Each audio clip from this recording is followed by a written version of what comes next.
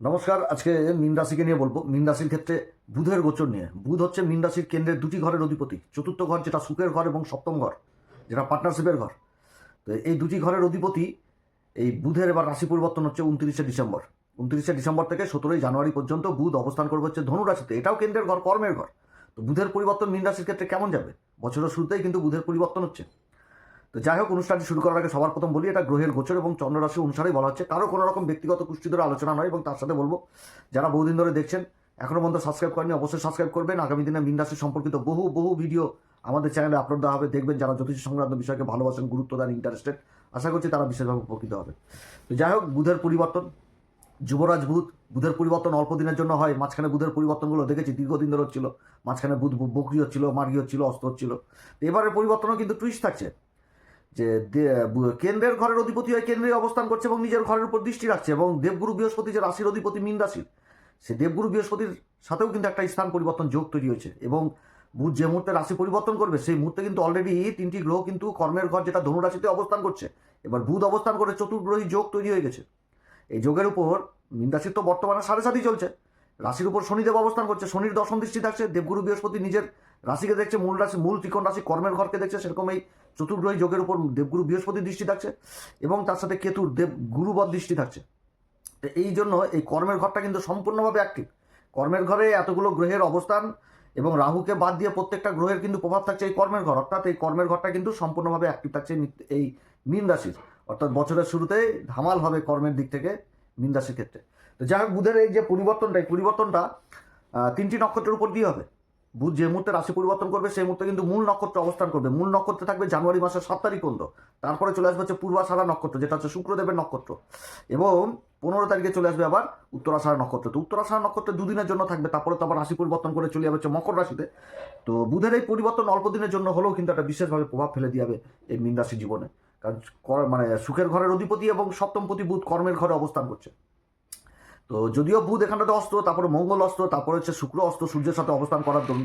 কিন্তু অস্ত হলেও কিন্তু সেই প্রভাবটা এই সময় থাকছে না। কারণ গ্রহ কিন্তু নিজের ঘরকে দেখছে। আর যখন নিজের ঘরকে দেখে তখন কিন্তু সেই ফল দিতে বাধ্য হয় এবং ফল দেয়। দেবগুরু বৃহস্পতি নিজের নক্ষত্রে বক্রি অবস্থায় রয়েছে। চেষ্টা বলতে একই বৃদ্ধি, নিজের মূল ত্রিকোণ রাশিকে দেখছে, যেখানটা হচ্ছে ধনু রাশি। সেই ঘরে আবার বুধ অবস্থান করছে। বুধ অবস্থান করে আবার নিজেরই ঘর মিথুন রাশিকে দেখছে। তো নিজের ঘরকে দেখছে, কেন্দ্রের ঘরের অধিপতি কেন্দ্রেই অবস্থান। তো যাই হোক, এখানটাতে কিন্তু যথেষ্ট ভালো ফল দিবে এই কর্মের ঘরে এতগুলো গ্রহের অবস্থানের দরুন। সূর্য এখানটাতে শুক্রকেও যেরকম অস্ত করছে, মঙ্গলকেও অস্ত করছে, আবার বুধকেও অস্ত করছে। বুধ তো 2 তারিখে অস্ত হয়ে যাচ্ছে, শুরুতেই অস্ত হয়ে যাচ্ছে। তো যাই হোক, বুধের এই অবস্থান অনেক দিক থেকে পরিবর্তন নিয়ে আসবে, ভালো পরিবর্তনগুলি বুঝাচ্ছে এই সময়কালে। তবে কিছু ক্ষেত্রে আবার সাবধানও থাকতে হবে, কারণ কেতু নক্ষত্রে বুধ অবস্থান করবে, মূল নক্ষত্রে কেতু এই সময়কালে আবার এই সূর্যের রাশি যেটা সিংহ রাশিতে অবস্থান করছে, মীন রাশির ক্ষেত্রে যেটা ষষ্ঠ ঘরের অধিপতি, আবার এই সময় সূর্য এখানটাতে অবস্থান করছে।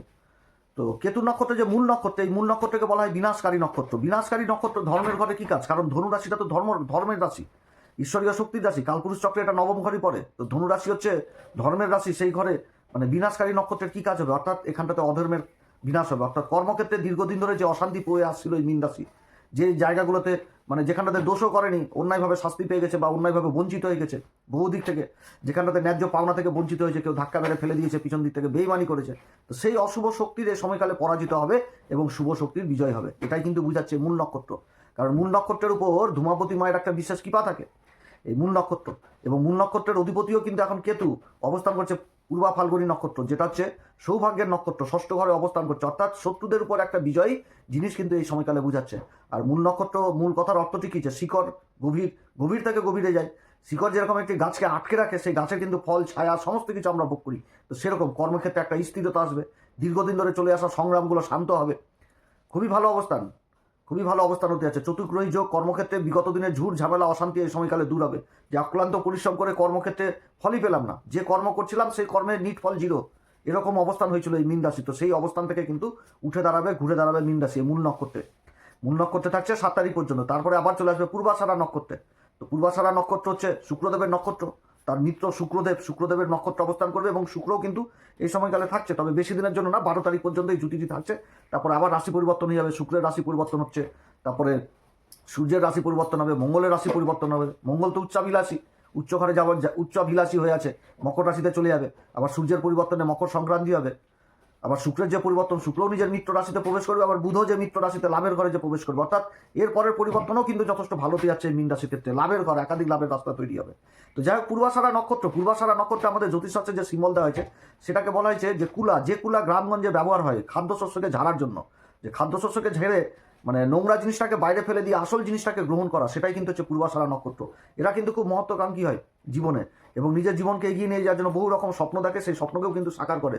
যতই এদের জীবনে অশান্তি আসুক, বাধা বিঘ্ন আসুক, এরা কিন্তু এগিয়ে যায় এবং নিজের স্বপ্নকে পূরণ করে। এদের মোটিভেশন করার ক্ষমতা প্রচণ্ড থাকে, সেই পাওয়ারটা কিন্তু থাকে। এটা কিন্তু ঈশ্বরী একটা মানে শক্তি এদের উপর কাজ করে, যে কেউ কাজ করছে না তাকেও এমন মোটিভেট করবে যে সেও কাজ করবে। আর এই নক্ষত্রেই কিন্তু বুধ কর্মের ঘরে অবস্থান করছে, সঙ্গে শুক্র থাকছে, সূর্য থাকছে, দেবগুরু বৃহস্পতির দৃষ্টি থাকছে, মঙ্গল থাকছে। কারো গ্রহ তো মঙ্গল হচ্ছে এই মীন রাশির ক্ষেত্রে ভাগ্যের ঘরের অধিপতি, কর্মের ঘরে অবস্থান করছে। যে ঘরে অবস্থান করছে সেটাও তো মিত্র ঘর, দেবগুরু বৃহস্পতির মূল ত্রিকোণ রাশি। আবার সূর্য যে ঘরে অবস্থান করছে ষষ্ঠপতি হয়ে, এই কর্মের ঘরে, তো ষষ্ঠ ঘর থেকেও তো কর্মের বিচার করা হয়। অর্থাৎ এই সময়কালে নিজের কিন্তু স্বপ্ন পূরণ করতে পারবে, নিজের যে মনের ভিতরে যে আকাঙ্ক্ষা, সেই আকাঙ্ক্ষাগুলোকেও পূরণ করতে পারবে, যেটা হচ্ছিল না এতদিন ধরে, অসম্ভব হয়ে গেছিল জীবনে। তো পূর্বাষাঢ়া নক্ষত্রে কিন্তু সেটাই বোঝাচ্ছে। পূর্বাষাঢ়া নক্ষত্রে এই বুধের অবস্থান মানে কি, মান সম্মান পদ প্রতিষ্ঠা যথেষ্ট বৃদ্ধি করাবে। কারণ পূর্বাষাঢ়া নক্ষত্রের যে আরেকটি সিম্বল, সেটা কিন্তু হাতির দাঁতকে বোঝায়। আর হাতির দাঁত হচ্ছে কি, মূল্যবান বস্তু। অর্থাৎ এই সময়কালে যথেষ্ট সমৃদ্ধিশালী হবে, নিজের কর্মক্ষেত্রে সুনাম অর্জন করবে, কর্মের দিক থেকে আর্থিক দিকটা যথেষ্ট মজবুত হবে, ধনসম্পত্তি বিশেষভাবে ইনকাম করতে পারবে। শনির দৃষ্টি থাকছে, শনির সাড়ে সাথী থাকছে, কিন্তু রাশির অধিপতি তো আবার কেন্দ্র অবস্থান করে নিজের ঘরকে দেখছে। অতএব কর্মের জায়গা যথেষ্ট ভালো হবে এই সময়কালে মীন রাশির ক্ষেত্রে। সর্বদিক থেকে কর্ম একটা বিজয় জিনিস আসছে, মান সম্মান সব দিক থেকে লাভ করবে যেই কর্মই করুক, যেই কর্মই করুক, আর্থিক দিক কিন্তু মজবুত থাকবে এই সময়কালে মীন রাশির। অশান্তি, ঝুটঝামেলা, সাড়ে সাতির তো একটা প্রভাব থাকেই, মানসিক অশান্তি তো থাকবেই, সংঘর্ষের মধ্যেও সফলতা। কারণ শনি রাশির উপর অবস্থান করছে, তার দশম দৃষ্টি থাকছে সেই কর্মের ঘরে। তো দশম দৃষ্টিতে কি থাকে, কর্মের ফল থাকে, বিগত দিনে যে কর্ম করে আসছিল তার ফলটা পাবে। কিন্তু দেবগুরু বৃহস্পতি আবার চতুর্থ ঘরে অবস্থান করছে, সুখের ঘরে অবস্থান করে বুধের সাথে রাশি পরিবর্তন যোগ করে নিয়েছে। অর্থাৎ যে কর্ম করবে সংঘর্ষ করেই কিন্তু সুখ শান্তি যথেষ্ট আসবে, এবং ভাগ্যের সঙ্গও পাবে। কারণ ভাগ্যের ঘরের অধিপতিও তো সেই কর্মের ঘরে যেই অবস্থান করছে এই পূর্বাষাঢ়া নক্ষত্রে। হেভি নক্ষত্র পূর্বাষাঢ়া নক্ষত্র, উচ্চাকাঙ্ক্ষী নক্ষত্র, এগিয়ে যাওয়ার প্রবণতা থাকবে। যারা কর্ম করতে করতে হাঁপিয়ে গেছিলো যে আমার দ্বারা হবে না, আমি আর পারবো না কোনো কাজ করতে, এরকম মনোভাব হয়ে গেছিলো সাড়ে সাতির মধ্যে বহু মানে এই মীন রাশির জাতক-জাতিকাদের, যাদের মানে অ্যাকচুয়ালি যারা সাড়ে সাতির প্রভাবে পড়ে গেছে। আর সাড়ে সাতির প্রভাবটা তো চন্দ্রমা দিয়ে হয়, আর চন্দ্রমার উপরেই তো শনি অবস্থান করছে, তো এখানটাতে রাশিকে দুর্বল করছে। তো সেরকম মনোভাবও কিন্তু শনিদেবের এসে তৈরি হয়েছিল, কারণ শনি যতই ভালো প্রভাবে থাকুক এর কিন্তু নেগেটিভ প্রভাব থাকবে। তো সেই সমস্ত জাতক জাতিকারা এখন দৌড়াবে কর্মের পিছনে, যেই কর্ম করবো সেই কর্ম করে আমাকে দাঁড়াতে হবে, আবার ঘুরে দাঁড়াতে হবে। এই টার্নিং পয়েন্ট হয়ে যাবে পূর্বাষাঢ়া নক্ষত্রে বুধের এই অবস্থান, ভালো অবস্থান, ভাগ্যের সঙ্গ পাবে, কর্মের সন্ধান হবে, কর্মেও যথেষ্ট মান সম্মান পদ প্রতিষ্ঠা পাবে। কারণ আগে বললাম যে এই নক্ষত্রটা, এই পূর্বাষাঢ়া নক্ষত্র খুব মূল্যবান নক্ষত্র, এই নক্ষত্র মহত্ত্বাকাঙ্ক্ষী, উচ্চাকাঙ্ক্ষী হয়। এরা খুব নিজের যে স্বপ্ন থাকে সেই স্বপ্নকে সাকার করতে সক্ষম হয়, মোটিভেট করে দেয়। হাতির দাঁত মূল্যবান, অর্থাৎ এই সময়কালে মূল্যবান বস্তুর কাজকর্মের সাথে যারা যুক্ত রয়েছেন তারাও বিশেষভাবে উন্নতি হবে, কিংবা সমাজে মান সম্মান পদ প্রতিষ্ঠার অধিকারী হবে। খুব ভালো অবস্থান, খুব জ্ঞানী, এবং মানে খুবই জ্ঞানী হয় এরা, নলেজ জিনিসটা খুব রাখে। দুই গুরুর সম্মুখে এই নক্ষত্র পড়ে গেছে, অবস্থান যথেষ্ট ভালো মীন রাশির ক্ষেত্রে। এরপরে আবার ওই 15ই জানুয়ারি বুধ অবস্থান করবে উত্তরাষাঢ়া নক্ষত্রে। উত্তরাষাঢ়া নক্ষত্রে বুধ কর্মের ঘরে অবস্থান করবে, বেশি দিনের জন্য না, মাত্র 2 দিনের জন্য অবস্থান করবে, তারপর আবার রাশি পরিবর্তন হয়ে যাবে। সূর্যের নক্ষত্রে বুধাদিত্য যোগের ডবল প্রভাব পড়ে যাবে এই সময়কালে।